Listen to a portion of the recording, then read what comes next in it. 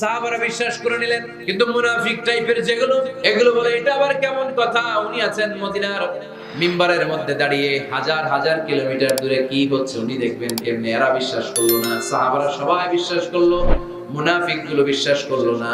তারা মনে মনে ভাবলো এই মুসলিম সেনাপতি বিজয়ের বেশে যেদিন মদিনায় আসবে, আমরা মদিনার উপকণ্ঠে দাঁড়িয়ে থাকবো, ওদেরকে জিজ্ঞেস করবো এমন এমন দিন ওমরে ফারুকের কণ্ঠের কোনো আওয়াজ শুনতে পেরেছিলে কিনা। বিজয়ী বেশে সাহাবারা যখন ফিরে আসতো, সব মুমিনরা আহলান ওয়া সাহলান জানাতে ওনাদেরকে রিসিভ করতে যেত, মুনাফিক গুলো যেত না। কিন্তু ওই দিন মুনাফিকরা সবার আগে যায় হাজির। মুসলিম সেনাপতি যখন ঢুকলো, জিজ্ঞেস করলো মুসলিম সেনাপতি, এত এত দিন আগের কথা, জুমার দিন দুপুর বেলা যুদ্ধক্ষেত্রে হঠাৎ করে আমিরুল মুমিনিনের কোনো কথা তুমি তোমার কান দিয়ে শুনতে পেরেছিলে কিনা বলো। সেনাপতি বলল, তোমরা কেমন করে বুঝলা, কেমন করে তোমরা জানলা? তোমরা ঠিকই জেনেছো, ঠিকই ধরেছো, ঠিকই বলেছো। যুদ্ধের কঠিন মুহূর্তে ভুল করে আমি উপত্যকার দিকে মুসলিম বাহিনীকে নিয়ে ছুটতে আরম্ভ করেছিলাম। হঠাৎ করে আমিরুল মুমিনিনের একটা কণ্ঠ আমার কানের ভেতরে ভেসে আসলো। আমি শুনতে পেলাম, ইয়া সারিয়া তাবনা জানিমিল জাবাল, ডান দিকে উপত্যকার দিকে যেও না, তাড়াতাড়ি বাম দিকে পাহাড়ের উপর চড়ে যা। শুনেছি আমি, আমার নিজ কানে শুনেছি। তোমরা কি করে জানলে? আমি নিজে শুনেছি। সেদিন আমিরুল মুমিনিনের ইনস্ট্রাকশন, এই গাইডলাইন যদি আমরা ফলো করতে না পারতাম, শত্রু বাহিনীর হাতে আমরা কচু কাটা হতাম। আমাদের চেহারা, আমাদের আত্মীয় স্বজনরা তোমরা কেউ দেখতে পেতে না। পড়েন সুবহানাল্লাহ। This is our super hero. আমাদের সুপার হিরোর নাম কি? চিল্লায় বলতে হবে ওমর ফারুক রাদিয়াল্লাহু তাআলা আনহু। এভাবে গাইডলাইন দিয়েছেন উম্মতকে, এভাবে ইনস্ট্রাকশন দিয়েছেন। ওমর ফারুকের ব্যাপারে বিশ্বনবী বলেছেন, আশাদ্দুহুম ফি আমরিল্লাহি ওমর, আল্লাহর জমিনে আল্লাহর দ্বীন বাস্তবায়নের ক্ষেত্রে আমার ওমর ফারুকের চাইতে কঠিন কেউ ছিল না। এজন্য ওমর ফারুককে মুনাফিকরা জমের মতো ভয় পেত। কারা ভয় পেত? এমনকি শয়তানও ভয় পেত। সুবহানাল্লাহ পড়েন। বিশ্বনবী বলতেন, মা লাকিয়াকা শাইতান সালিকান ফাজ্জান ইল্লা সালাকা ফাজ্জান গায়রা ফাজ্জি। ওমর, তোমার যদি ইবলিস শয়তান এই রাস্তা দিয়ে হেঁটে আসতে দেখে, ইবলিস শয়তান এই রাস্তা রেখে দিয়ে অন্য রাস্তা দিয়ে হাঁটে। ওমর, তুমি যদি এই রাস্তা দিয়ে হাঁটো, শয়তান জীবনে ওই রাস্তা দিয়ে হাঁটবে না, এই রাস্তা দিয়ে আরেক রাস্তা দিয়ে হাঁটে। সুবহানাল্লাহ কইতে পারলেন না? যখন ওমর ফারুক রাদিয়াল্লাহু তাআলা আনহু মদিনার খলিফা, তখন মদিনার বাচ্চারাও মাদেরকে এরকম জ্বালাতো, খেতে চাইতো না।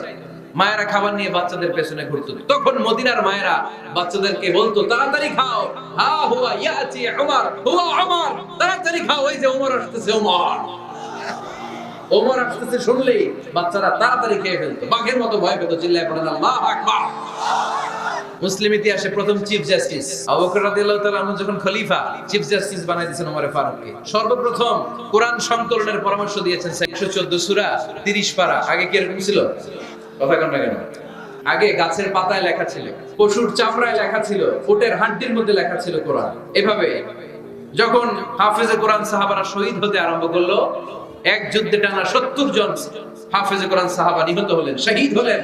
ওমর ফারুক তখন আবু বকর রাদিয়াল্লাহু তাআলা আনহুর কাছে যে বললেন, আবু বকর, আপনি কোরআন জমা করেন, সব কোরআনের কপিগুলো একসাথে করে এরকম একটা কোরআন করেন। আবু বকর বললেন, না, আমার নবী যেটা করেন আমি এটা করতে পারি না। কিন্তু ওমর ফারুক সারা না, আর এটা করেন, করলে ভালো হবে, গোটা মুসলিম উম্মাহ উপকৃত হবে। বারবার বারবার বারবার সেদিন আবু বকর রাদিয়াল্লাহু তাআলা আনহুকে এত জোরাজুরি করতেছিলেন, অবশেষে আবু বকর রাদিয়াল্লাহু তাআলা আনহু বললেন, ওমর ফারুকের জোরাজুরিতে এই কাজের জন্য আল্লাহ তাআলা আমার হৃদয়টারে খুলে দিলেন।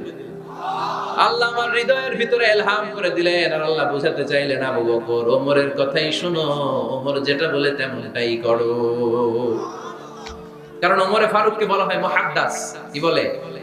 সবাই বলেন, কি বলে? মুহাদ্দিস না মিয়া? মুহাদ্দিস মানে যে হাদিস বিশারদ, আর মুহাদ্দিস মানে যার মুখ থেকে আল্লাহর কথাগুলো বের হয়। আল্লাহ কি বলতে চায়, আল্লাহ তাআলা ওই কথাগুলো, ওই ভাবনাগুলো ওই লোকের মুখ দিয়ে বের করে দেয়। জোরে বলেন সুবহানাল্লাহ।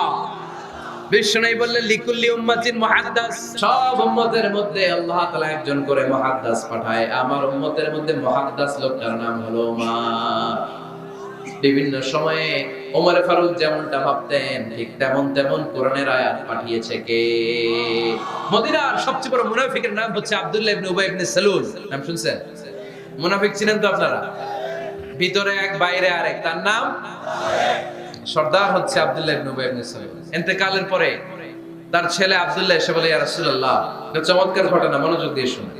ইয়া রাসূলুল্লাহ, আমার আব্বা আব্দুল্লাহ ইবনে উবাই ইবনে সালুল, মুনাফিকদের লিডার, আপনিও জানেন আমিও জানি, কিন্তু আমার তো বাবা, আমার কি, আমার তো মায়া লাগে। ইয়া রাসূলুল্লাহ, আমার আব্বা ইন্তেকাল করেছে, আপনার গায়ের একটা জামা খুলে দেন। কি খুলে দেন? এই জামাটা দিয়ে আমার বাবার দাফন দেব, আর আপনি যে আমার বাবার জানাজার নামাজের ইমামতি করবেন, আসেন। ওমর ফারুক বললেন, না, আপনি যাবেন না। বিশ্বনবী দয়ার নবী, মায়ার নবী, রহমতের নবী, মায়া লেগে গেছে, আব্দুল্লাহর চোখের পানি দেখে যেতে আরম্ভ করলেন। ওমর ফারুক বললেন, খবরদার, নবী যাবেন না। বিশ্বনবী যাওয়ার জন্য রওনা হলেন। ওমর ফারুক বিশ্বনবীর জুব্বা টেনে ধরলেন। সুবহানাল্লাহ কোন? আমাদের দেশে হইলে কি বলতাম আমরা? বেয়াদবি করছে না? না, সম্পর্কটা এমন ছিল। ওমর ফারুক জুব্বা টেনে ধরেছেন। তখন আল্লাহ আয়াত নাযিল করলেন, ইস্তাগফির লাহুম আও লা তাস্তাগফির লাহুম ওয়া ইন তাস্তাগফির লাহুম ৭০ মাররাতান ফালাই ইয়াগফিরুল্লাহু লাহুম। বিশ্বনবী ওমর ফারুককে সরিয়ে দিয়ে জুব্বাটা হ্যাচকা টান মেরে জানাজার নামাজের ইমামতি করে আসলেন। আসার সাথে সাথে ওমর ফারুকের পক্ষে আল্লাহ আয়াত নাযিল করলেন, নবী, ইস্তাগফির লাহুম আও লা তাস্তাগফির লাহুম, আপনি মুনাফিক সর্দারের জন্য ক্ষমা চান কিংবা না চান, জুব্বা দেন কিংবা কাঁদেন, যাই করেন না কেন, ৭০ বার যদি এই মুনাফিক সর্দারের জন্য আপনি ক্ষমা চান, আমি আল্লাহ আপনার এই দোয়া কবুল করব না। খবরদার, এটাই ফার্স্ট, এটাই লাস্ট। আর কোন মুনাফিকের জানাজা দিতে আপনি যাবেন না। ওমর ফারুকের পক্ষে কোরআনের আয়াত নাযিল করেছে কে? ওরকম ওমর আমাদের কয়টা লাগবে? চিল্লায় বলতে হবে, কয়টা? কারণ সাইয়েদনা ওমর ফারুক আমাদের অনুপ্রেরণা, সাইয়েদনা আবু বকর আমাদের অনুপ্রেরণা, হামজা আমাদের অনুপ্রেরণা, সাইয়েদনা বেলাল ইবনে রাবাহ আমাদের অনুপ্রেরণা। নায়ক নায়িকা, গায়ক গায়িকা আমাদের অনুপ্রেরণা নয়। এজন্য বিশ্বনবী আল্লাহর কাছে দোয়া করলেন, আল্লাহ, মক্কার দুজনের একজন, দুজন চাই না, দুজনের যে কোনো একজনকে কালিমার সুশীতল ছায়া তলে এনে দাও। এক হলো ওমর ইবনুল খাত্তাব, হয়তো খাত্তাবের বেটা ওমরকে তুমি ইসলামের ভেতরে নিয়ে আসো, কিংবা আবি জাহাল ইবনে হিশাম, হিশামের বেটা আবু জাহেলকে তুমি মুসলমান বানায়া দাও। দুইজন চাইছেন নাকি একজন? হয় খাত্তাবের বেটা ওমর কিংবা হিশামের বেটা আবু জাহাল, দুজনের একজনকে আমার চাই। ওমর ফারুকের জন্য দোয়াটা কবুল করে নিয়েছে কে? তাহাজ্জুদের নামাজ পড়ে বিশ্বনবী যখন দোয়া করলেন, এই দোয়া যে ওমর ফারুকের হৃদয়ে একটা ধাক্কা মারল। সুবহানাল্লাহ পড়ে। দোয়ার ধাক্কা বড় ধাক্কা, ঠিক কি না? প্রায় শুনবেন ক্যান্সার হইছে, ডাক্তার বলে দিছে বাঁচবে 2 মাস। কয় মাস? এরপর আমি দেখছি লোকটা 8 বছর বেঁচে ছিল। কয় বছর? ডাক্তার বলছে বাঁচবে কয় মাস, বেঁচে ছিল কয় বছর? 8 বছর। কিসের বরকতে? দোয়া। কিসের বরকতে? তাহলে দোয়ার একটা পাওয়ার আছে না নাই? একটা ধাক্কা আছে না নাই? প্রথম ধাক্কাটা গেল তিনি দোয়ার ধাক্কা। বিশ্বনবী দোয়া করলেন, ওই দোয়ায় ওমর ফারুকের হৃদয়ে ছুঁয়ে গেল। এরপরে রব্বুল আলামিন ওমর ফারুককে ধাক্কা মারলেন কোরআনের একটা সূরা দিয়ে। সূরাটার নাম হলো সূরাতুল হাক্কা। কি সূরা? কোন সূরা দিয়ে ধাক্কা দিয়েছে? সূরা হাক্কা। সূরা হাক্কা দিয়ে দিয়েছে এক কথা বলেন। সূরা হাক্কা দিয়ে দিয়েছেন এক। আল হাক্কাতু মাল হাক্কা ওয়া মা আদরাকা মাল হাক্কা। সূরা হাক্কা দিয়ে আল্লাহ একটা ধাক্কা মারলেন। ওই যে দোয়া করলেন বিশ্বনবী, দোয়ার পর সাইয়েদনা ওমর ফারুকের হৃদয়ের মধ্যে উথাল পাতাল শুরু হয়ে গেল। সব সময় লুকিয়ে লুকিয়ে বিশ্বনবীরে ফলো করে। বিশ্বনবী ডানে গেলে ওমর ফারুক ডানে যায়, বিশ্বনবী বায়ে গেলে ওমর ফারুক বায়ে যায়। বিশ্বনবী রাত্রি বেলা নামাজ পড়লে ওমর ফারুক পেছনে লুকিয়ে লুকিয়ে বিশ্বনবীর কোরআন শুনে। বিশ্বনবী মসজিদুল হারামের পাশে দাঁড়িয়ে রাতের এশার সালাত আদায় করছিলেন। ওই টাইমে বিশ্বনবী সূরাতুল হাক্কা তেলাওয়াত করছিলেন। কোন সূরা? সূরাতুল হাক্কা বিশ্বনবী তেলাওয়াত করেছেন। ওমর ফারুক মন্ত্রমুগ্ধ হয়ে বিশ্বনবীর কণ্ঠের তেলাওয়াত শুনে, বিশ্বনবীর তেলাওয়াতের কণ্ঠ আমাদের কণ্ঠের মতো নাকি? বিশ্বনবীর কণ্ঠ কারি বাসিদের কণ্ঠের মতো? আহমদ বিন ইউসুফের কণ্ঠের মতো? আমার নবীর কণ্ঠের সুরের ঝংকারের সাথে পৃথিবীর কোন কারি সাহেবের তুলনা চলবে? কত মধুর, কত সুন্দর, কত অসাধারণ তেলাওয়াত করতেন আমার বিশ্বনবী। একবার তেলাওয়াত শুনলে পাগল না হয়ে কেউ থাকতে পারতেন না। বিশ্বনবী ওমর ফারুককে দেখেন নাই। ওমর ফারুক লুকিয়ে লুকিয়ে বিশ্বনবীরে ফলো করে। বিশ্বনবী এশার সালাতে সূরা হাক্কা তেলাওয়াত করতে আরম্ভ করলেন। তেলাওয়াত করতে করতে করতে করতে বিশ্বনবী সামনের দিকে যেতে লাগলেন। বিশ্বনবীর চমৎকার কণ্ঠের তেলাওয়াত শুনে ওমরে ফারুক মুগ্ধ হতে লাগলো। ওমরে ফারুক অবাক, কিরে এত সুন্দর শব্দের গাঁথনি, এত সুন্দর বাক্য, এত সুন্দর অন্তমিল, এত সুন্দর কথা, এটা কবিতার মতো লাগে, মনে হয় মুহাম্মদ কবি হয়ে গেছে। কি হয়ে গেছে সবাই বলেন? মনে হয় মুহাম্মদ কবি হয়ে গেছে, কাব্য প্রতিভা দিয়ে নিজেই কবিতা বানাইছে। ওমরে ফারুক যখন মনে মনে ভাবলেন এগুলো মনে হয় মুহাম্মদ কবিতা পড়ে, মুহাম্মদ মনে হয় কবি হয়ে গিয়েছে। ইন দা মিন টাইম বিশ্বনবী তেলাওয়াত করছিলেন সূরা হাক্কা থেকে, ওয়ামা হুয়া বিকাউলি শাইরিন ক্বালিলাম মা তুমিনুন। এই আয়াতের অর্থ হলো এটা কোনো কবির বানানো কবিতা নয়, তোমরা অল্প সংখ্যক লোকই এই কোরআনের উপরে ঈমান আনো। সুবহানাল্লাহ পড়েন। বিশ্বনবী ওমর ফারুককে দেখছে নাকি? কথা কয় না, দেখেছে না? বিশ্বনবীর উপর তেলাওয়াত করে যাচ্ছে। ওমর ফারুক যখন মনে করলেন কি রে এই কথাগুলো এত সুন্দর, এটা মনে হয় কবিতা। ইন দ্য মিন টাইম বিশ্বনবী যে আয়াত তেলাওয়াত করছিলেন, কোইন্সিডেন্টলি দৈবাত মিলে গিয়েছে। ওই আয়াতের অর্থ ছিল এটা কোনো কবির বানানো কবিতা না, খুব অল্প সংখ্যকই তোমরা ঈমান আনো। এবার তো ওমর ফারুক আটকে উঠলেন, ঘটনা কি? আমি মনে মনে ভাবলাম মুহাম্মদ কবি, আর যেটা পড়তেছে এটা কবিতা, কিন্তু মুহাম্মদ আমার দেখেও নাই, কিন্তু বলতেছে এটা কবির বানানো কবিতা না। তাহলে মুহাম্মদ মনে হয় গণক হয়ে গেছে। কার মনে কি চলে না দেখেই বলতে পারে। নাউজুবিল্লাহ পড়বেন না? ওমর ফারুক এবার মনে মনে ভাবে মুহাম্মদ তাহলে কবি না, আগেরটা ভুল ধারণা আমি করেছি, মুহাম্মদ কবি নয়, মুহাম্মদ হলো গণক। আওয়াজ করে পড়েন না আউযুবিল্লাহ। মুহাম্মদ মানুষের মনে কি চলে গণনা করে সব টের পেয়ে যায়, সব বুঝতে পারে। বিশ্বনবী তখন যে আয়াতটা তেলাওয়াত করছিলেন সেটা হলো ওয়ালা বিকাউলি কাহিনিন ক্বালিলাম মা তাযাক্কারুন। বিশ্বনবী তখন যে আয়াতটা তেলাওয়াত করছিলেন এই আয়াতের অর্থ হলো এটা কোনো গণকের বানানো কথা নয়, খুব অল্প সংখ্যক লোকই তোমরা উপদেশ গ্রহণ করো। বিশ্বনবী ওমর ফারুককে দেখে? কথা কয় না, দেখে না, কিন্তু মিলে যাচ্ছে। ওই আয়াতের পরের আয়াতটা ছিল এটা গণকের বানানো কোনো গণনা নয়, খুব অল্প সংখ্যকই তোমরা ঈমান আনো। এবার তো ওমর ফারুক বেহুশ। হায় হায়, প্রথমে ভাবলাম কবিতা, সে পড়ে যাচ্ছে না কবির বানানো কবিতা না। এরপর মনে মনে ভাবলাম মনে হয় গণক, সে বলে না এটা গণকের বানানো গণনা নয়। তাহলে এটা কি? এটা কি কি এটা কি পড়ে মুহাম্মদ, যার কণ্ঠের তেলাওয়াত শুনলে মানুষ পাগল হয়ে যায়। বিশ্বনবী তখন পড়তে আরম্ভ করলেন তানজিলুম মির রাব্বিল আলামিন। এর মানে হলো এটা কবিতা না, এটা গণকের বানানো গণনা না, মানুষের বানানো কিচ্ছু না, এটা গোটা বিশ্বের রব আল্লাহ পাকের বাণী। সুবহানাল্লাহ পড়েন। এই দুই নাম্বার ডোজ পড়লো। প্রথম ডোজ পড়ছে দোয়ার ডোজ। প্রথম ডোজ কিসের? দোয়া। দুই নাম্বার সূরা হাক্কা দিয়ে আল্লাহ দিলেন এক ধাক্কা। এই সূরা হাক্কার ওই ঘটনার পরে ওমরে ফারুক তো পাগল পড়া, কি ঘটে গেল আমার সাথে ওই দিন, আমি মনে মনে যা ভাবি সব মুহাম্মদ বুঝে। আল্লাহ দুই নাম্বার ডোজ দিলেন সূরা হাক্কা দিয়ে এক ধাক্কা। সুবহানাল্লাহ পড়েন। এরপর ওমরে ফারুক প্রায় বিশ্বনবীর কথা ভাবেন, বিশ্বনবী কোথায় যান লুকিয়ে লুকিয়ে দেখেন। এবার রব্বুল আলামিন ভাবলেন এবার সূরা তাহা দিয়ে আমি 3 নাম্বার ডোজ দিয়ে দিব। পড়েন সুবহানাল্লাহ।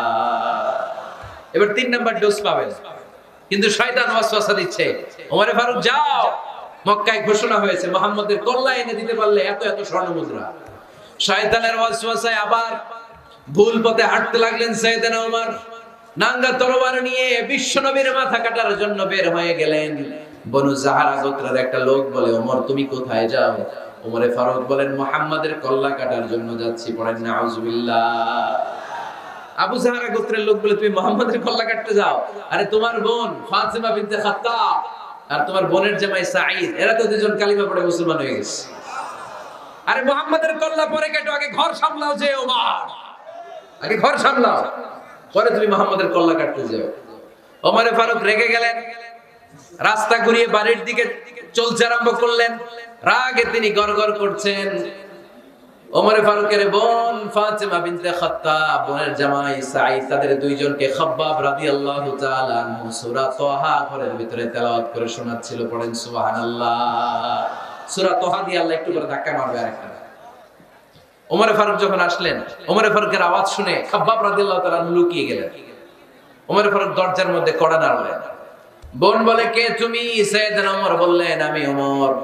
খুলে দেয়া হলো, ঘরের ভেতরে ঢুকেই কথা নাই বার্তা নাই, নিজের আপন বোনকে মারতে শুরু করলো ওমর। বোন জামাইকে আঘাত করতে শুরু করলো, মারতে মারতে নিজের কলিজার টুকরা বোনকে, বোনের জামাইকে সাইয়েদনা ওমরে ফারুক পিটাতে পিটাতে রক্তাক্ত করে ফেললেন। গা দিয়ে ফিনকি বের হয়ে যখন রক্ত বের হয়, সাইয়েদনা ওমরে ফারুকের দিলের মধ্যে মায়া তৈরি হয়ে যায়। সাইয়েদনা ওমর কি এমন বাণী তোদের শোনায় যে বাণী শুনে সব ওরা মুহাম্মদের দলে চলে গেলি?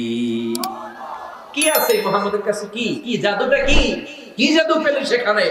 আমার একটু দেখা।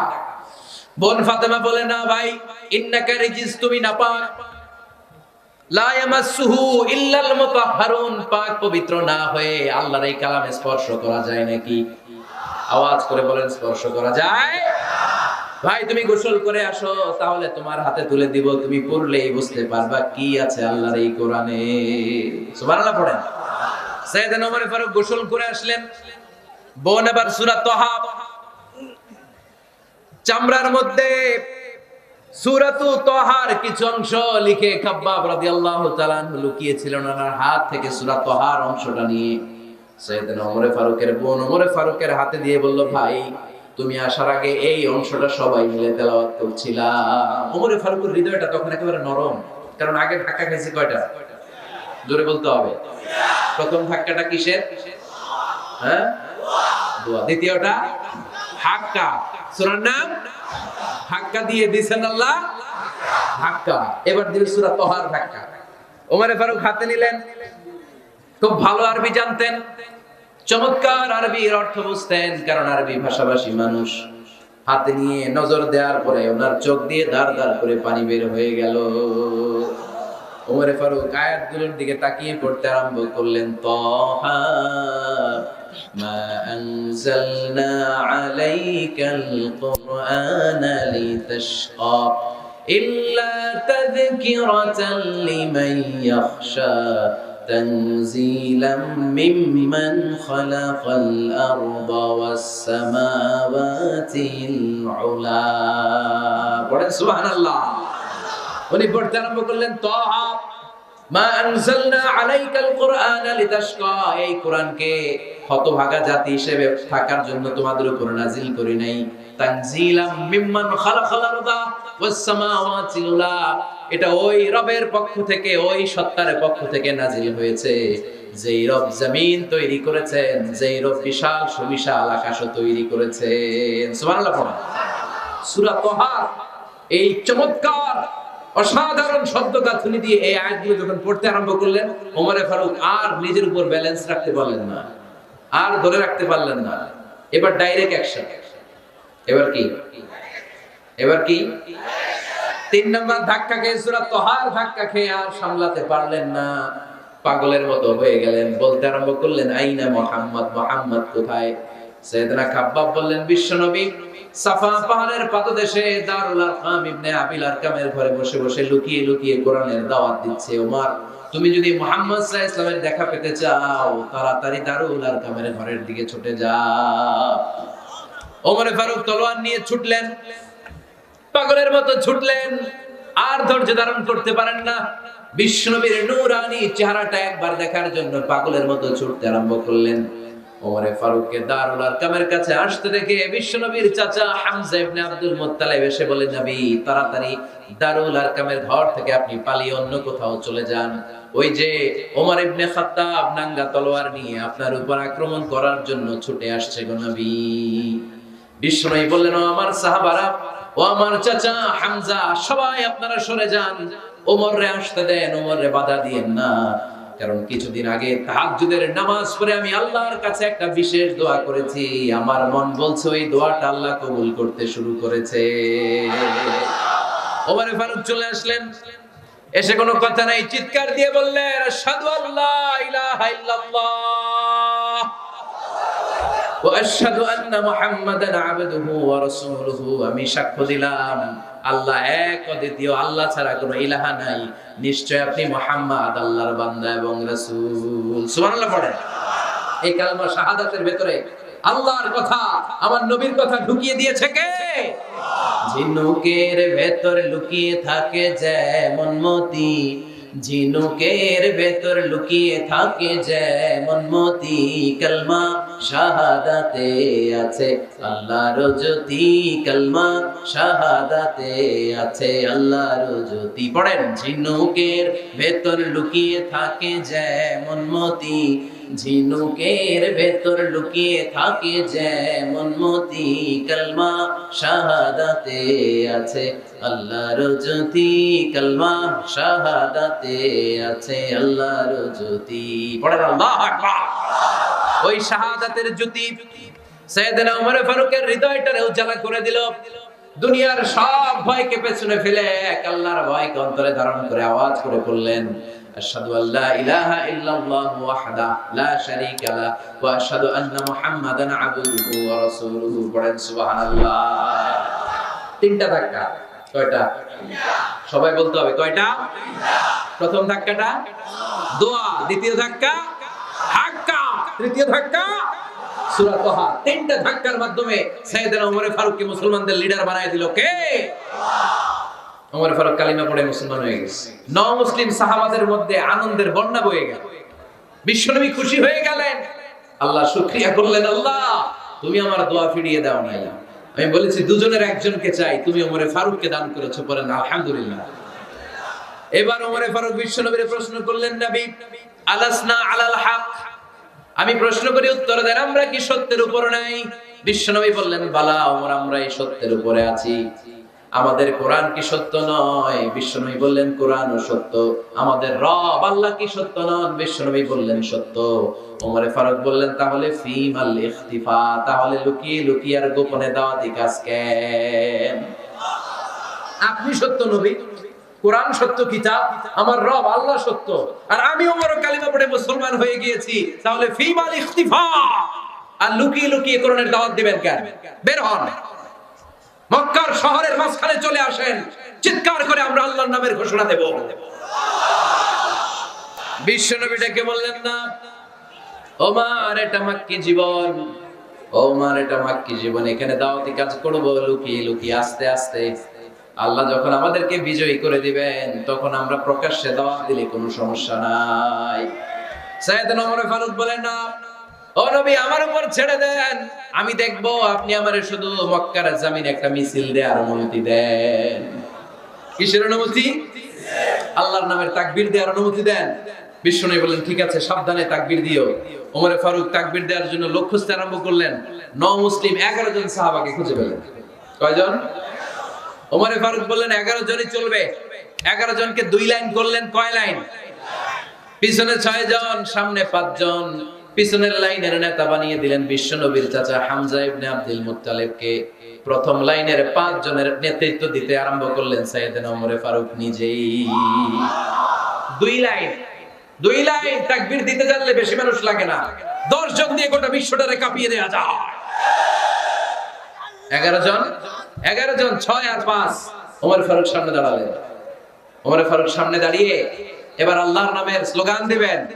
ওমর ফারুক বলেন, আমরা খুব লম্বা চূড়া স্লোগান দিব না, খুব ছোট্ট, দারুল আরকামের ঘর থেকে কাবা ঘর পর্যন্ত, বাইতুল্লাহ পর্যন্ত, এতটুকু জায়গা আমরা তাকবীর দিতে দিতে সামনের দিকে এগোবো। পৃথিবীর কোনো শক্তি আমাদেরকে থামায় দিতে পারবে না। ওমর ফারুক তখন এক বাক্যের একটা ভাষণ দিলেন। কয় বাক্যের? ওমর ফারুক সামনে দাঁড়িয়ে বললেন, মান আরাদা আন তাসকুলা উম্মু ইয়াতামা ওয়ালাদু তারমিলা যাওজাতুহু ফালিয়াসুদ্দানি। কে আছো? মান আরাদা আন তাসকুলা উম্মু, কে আছো মায়ের বুক খালি করতে চাও? ইয়াতামা ওয়ালাদু, কে আছো বাচ্চাগুলারে, সন্তানগুলারে এতিম বানাতে চাও? তারমিলা যাওজাতুহু, কার এত বড় বুকের পাটা আছে দেখি, কে আছো স্ত্রীকে বিধবা বানাতে চাও? বুকের পাটা থাকলে আমি ওমরে থামাও, যদি সাহস থাকে আমি ওমরের মিছিল থামাও। ওমর ফারুক শুরু করলেন, আল্লাহু আকবার, আল্লাহু আকবার, আল্লাহু আকবার। স্লোগান দিতে দিতে সাইয়েদনা ওমর ফারুক কাবার গিলাফ যে স্পর্শ করলেন, ওমর ফারুকের এই স্লোগান কেউ থামাতে পারে নাই। কিয়ামত পর্যন্ত এই আল্লাহর নামের স্লোগান কেউ থামাতে পারবে না। চিল্লায় বলো ঠিক কিনা? ওমর ফারুকের স্লোগান সেদিন মক্কায় কেউ থামাইতে পারছিল? আওয়াজ করে বলতে পারছিল? এখনো আল্লাহর নামের স্লোগান কেউ থামাই দিতে পারবে? কিয়ামত পর্যন্ত আমার রবের স্লোগান কেউ থামাতে পারবে? পারবে না। ওমর ফারুক স্লোগান দিলেন, আবু জাহেল, উতবা, শাইবা, ওয়ালিদ ইবনে মুগীরা আল্লাহু আকবার ধ্বনি শুনে বাইরে আসছে। কিরে এত বড় স্লোগান, আমাদের কাছ থেকে পারমিশন নেয় নাই, অনুমতি নেয় নাই, অনুমতি নেওয়া ছাড়াই স্লোগান শুরু। বের হয়ে দেখে মিছিলের সামনে ওমর। ওমরে ফারুককে দেখে আবু জাহেল দিছে এক দৌড়, উতবা দিছে আরেক দৌড়, শাইবা দিছে বহু দৌড়। সুবহানাল্লাহ পড়বেন না? এজন্য ওমর বেশি লাগে না, ওমর লাগে একজন। চিল্লায় বলতে হবে ওমরে ফারুক লাগে কয়জন? একজন। ওমরই গোটা বিশ্বের চেহারা পাল্টে দিতে সক্ষম। চিল্লায় বলেন ঠিক কি না? গোটা বিশ্বে মুসলমানদের আছে করুণ অবস্থা। আমাদের কোনো সেন্ট্রাল লিডারশিপ নাই।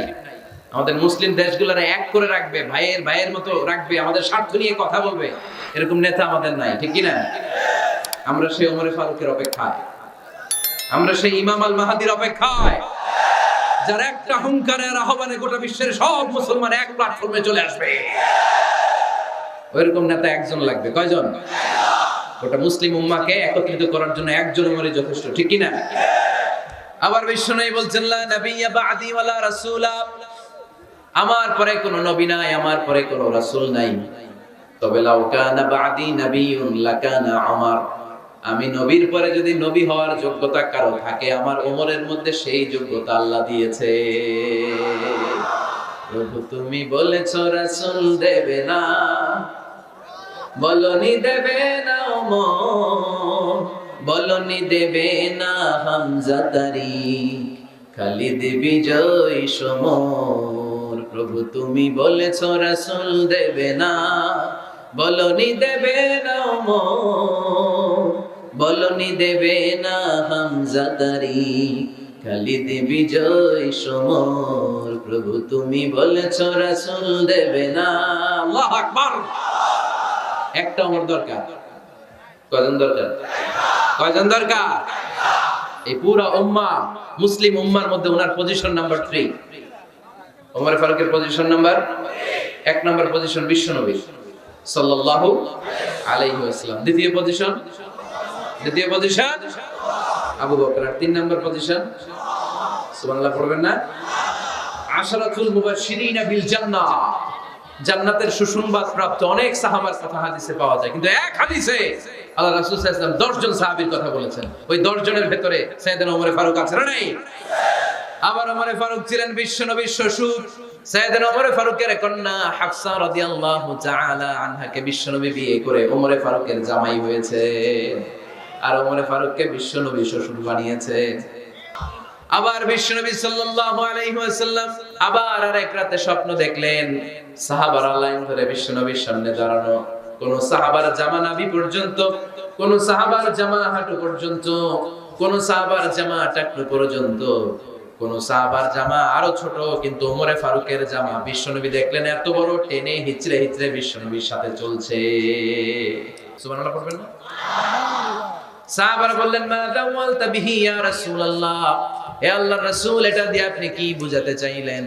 বিশ্বনবী বললেন আউয়ালতু বিহি আত-তাকওয়া, এটা দ্বারা আমি আর দিনদারি বোঝালাম, তাকওয়া বোঝালাম। সুবহানাল্লাহ পড়েন। বিশ্বনবী দেখলেন কোন সাহাবার জামা এতটুকু, কোন সাহাবার জামা এত লম্বা, কোন সাহাবার জামা পা পর্যন্ত লম্বা, আর সাইয়েদনা ওমর ফারুককে দেখলেন ওনার জামা এত লম্বা, ওমর ফারুক টেনে হিচড়ে জামা নিয়ে চলতেছে। বিশ্বনবী বুঝাতে চাইলেন ওমরের যেহেতু জামা লম্বা, ওমরের ভেতরে আল্লাহর ভয়, দিনদারিও খুব বেশি। চিল্লায় বলেন ঠিক কি না? জ্ঞানও দিয়েছেন, আবার দিনদারিও দিয়েছেন। এই দুইটা জিনিস যদি থাকে, এই পৃথিবীতে তাকে সফল রাষ্ট্রনায়ক বানায় দেয় কে? আবার এই পৃথিবীর বুকে যত নারীরা জান্নাতে যাবে, সব নারীদের সর্দারিনী হবে সাইয়্যিদাতুনা ফাতিমা রাদিয়াল্লাহু তাআলা আনহা। এই দুনিয়াতে যত যুবকরা জান্নাতে যাবে, তাদের সর্দার হবে সাইয়েদনা হাসান আর হুসাইন রাদিয়াল্লাহু তাআলা আনহুমা। আর এই দুনিয়ার বুকে যত বয়স্ক মানুষেরা জান্নাতে ঢুকবে, তাদের নেতৃত্ব দিবেন সাইয়েদনা আবু বকর আর সাইয়েদনা ওমর। বয়স্ক যারা আছেন, আপনাদের নেতৃত্ব দিবে কে? হ্যাঁ, একজন তো আল্লাহ। না, আল্লাহ তো তোমার জান্নাত দিবে, যে তোমার জান্নাতে নিয়ে যাবে কে? সাইয়েদনা আবু বকর, সাইয়েদনা ওমর। আর ইয়াং যারা তোমরা এসেছো, তোমরা যখন জান্নাতে ঢুকবে, তোমাদের লিডারশিপ নিবে কে? হাসান আর হুসাইন রাদিয়াল্লাহু তাআলা আনহুমা। আর নারীরা যারা জান্নাতে প্রবেশ করবে, এই নারীদের নেতৃত্ব দিবে বিশ্বনবীর কলিজার টুকরা, নয়নের বুটুলি সাইয়্যিদাতুনা ফাতিমা রাদিয়াল্লাহু তাআলা। তোমরা পড়বেন না? Omar Farooq, the superhero of Muslim উম্মাহ, আমরা কাদেরকে সুপার হিরো বানায় রাখছি আমরা জানি না। এই নায়ক নায়িকা গায়ক গায়িকা মডেলরা চোখ ধাঁধানো গ্ল্যামার নিয়ে যারা চলে এরা আমাদের মডেল নয়। আমাদের মডেল সাইয়েদনা ওমর ফারুক। ঠিক কিনা? ঠিক কিনা? ওমর ফারুক মসজিদে নববীর খতিব, খুতবার মাঝখানে হঠাৎ চিৎকার করে বললেন, ইয়া সারিয়াত ইবনে জানিমিল জাবাল, ইয়া সারিয়াত ইবনে জানিমিল জাবাল, ইয়া সারিয়াত ইবনে জানিমিল জাবাল। মানে এই সারিয়া, এইদিকে না, জাবাল পাহাড়ের দিকে, জাবাল জাবাল, গো টু দা মাউন্টেন, পাহাড়ের দিকে যাও। এই কথা বলে আবার থেমে খুতবা দেওয়া শুরু করলেন। সাহাবারা আগা মাথা কিছুই খুঁজে পেল না, আগের কথার সাথে মিল নাই, পরের কথার সাথে মিল নাই। জুমার নামাজ শেষ, সাহাবারা বললেন, আমিরুল মুমিনিন খলিফাতুল মুসলিমিন ওমর ফারুক জুমার খুতবা দেওয়ার সময় হঠাৎ চিৎকার মেরে বললেন, ইয়া সারিয়াত ইবনে জানিমিল জাবাল। আপনার এই বাক্যের সাথে আপনার খুতবার আগের কথার কোনো মিল পেলাম না, পরের কথারও কোনো মিল পেলাম না। আপনি বুঝিয়ে বলেন কেন বলেছেন, আমরা তো বুঝলাম না। সাইয়েদনা ওমর ফারুক বলেন, আমি যখন জুমার খুতবা দিচ্ছি হঠাৎ আমার চোখের মধ্যে ভেসে উঠলো ওই যে গত কয়েক মাস আগে আমি আমার মুসলিম সেনাপতিকে ইরানে, পারস্যে, ওই ইরানের বিশাল রাজ্যে যুদ্ধের জন্য পাঠিয়েছি। আমি দেখলাম যুদ্ধের একটা ভয়ঙ্কর মুহূর্তে আমার মুসলিম সেনাপতি ভুল দিকে চলতে আরম্ভ করেছে। বাম দিকে তার পাহাড়, ডান দিকে উপত্যকা। ডান দিকে যদি সে চলে যায়, উপত্যকায় চলে যায়, শত্রু বাহিনীর হাতে ধরা খেয়ে সব মারা যাবে। আর আমার সেনাপতি যদি মুসলিম বাহিনীকে নিয়ে পাহাড়ের উপর উঠে যায়, আল্লাহর মেহেরবানিতে এই যুদ্ধেও তারা জয়লাভ করবে। এজন্য আমি মসজিদের মিম্বারে দাঁড়িয়ে রব্বুল আলামিন আমার চোখের সামনে ওই যুদ্ধক্ষেত্রের দৃশ্যপটটা তুলে ধরেছে, ওইটা দেখে আমি এখানে দাঁড়িয়ে আমার সেনাপতিকে কমান্ড দিয়েছি। পড়েন সুবহানাল্লাহ। যেন তোর মানুষ না, এটা জুমার মিম্বারে দাঁড়িয়ে হাজার কিলোমিটার দূর পারস্যে কি হচ্ছে সেটাও দেখতে পেতেন আল্লাহর মেহেরবানিতে। সুবহানাল্লাহ পড়ে সাহাবারা বিশ্বাস করে নিলেন। কিন্তু মুনাফিক টাইপের যেগুলো, এগুলো বলে এটা আবার কেমন কথা, উনি আছেন মদিনার মিম্বারের মধ্যে দাঁড়িয়ে হাজার হাজার কিলোমিটার দূরে কি হচ্ছে উনি দেখবেন কেমনে। এরা বিশ্বাস করলো না, সাহাবারা সবাই বিশ্বাস করলো, মুনাফিক গুলো বিশ্বাস করলো না। তারা মনে মনে ভাবলো, এই মুসলিম সেনাপতি বিজয়ের বেশে যেদিন মদিনায় আসবে, আমরা মদিনার উপকণ্ঠে দাঁড়িয়ে থাকবো, ওদেরকে জিজ্ঞেস করবো এমন এমন দিন ওমর ফারুকের কণ্ঠের কোনো আওয়াজ শুনতে পেরেছিলে কিনা। বিজয়ী বেশে সাহাবারা যখন ফিরে আসতো, সব মুমিনরা আহলান ওয়া সাহলান জানাতে ওনাদেরকে রিসিভ করতে যেত, মুনাফিকগুলো যেত না। কিন্তু ওই দিন মুনাফিকরা সবার আগে যে হাজির। মুসলিম সেনাপতি যখন ঢুকলো, জিজ্ঞেস করলো, মুসলিম সেনাপতি এত এত দিন আগের কথা, জুমার দিন দুপুরবেলা যুদ্ধক্ষেত্রে হঠাৎ করে আমিরুল মুমিনিনের কোনো কথা তুমি তোমার কান দিয়ে শুনতে পেরেছিলে কিনা বলো। সেনাপতি বলল, তোমরা কেমন করে বুঝলা, কেমন করে তোমরা জানলা? তোমরা ঠিকই জেনেছো, ঠিকই ধরেছো, ঠিকই বলেছো। যুদ্ধের কঠিন মুহূর্তে ভুল করে আমি উপত্যকার দিকে মুসলিম বাহিনীকে নিয়ে ছুটতে আরম্ভ করেছিলাম। হঠাৎ করে আমিরুল মুমিনিনের একটা কণ্ঠ আমার কানের ভেতরে ভেসে আসলো। আমি শুনতে পেলাম, ইয়া সারিয়াত ইবনে জানিমিল জাবাল, ডান দিকে উপত্যকার দিকে যেও না, তাড়াতাড়ি বাম দিকে পাহাড়ের উপর চড়ে যাও।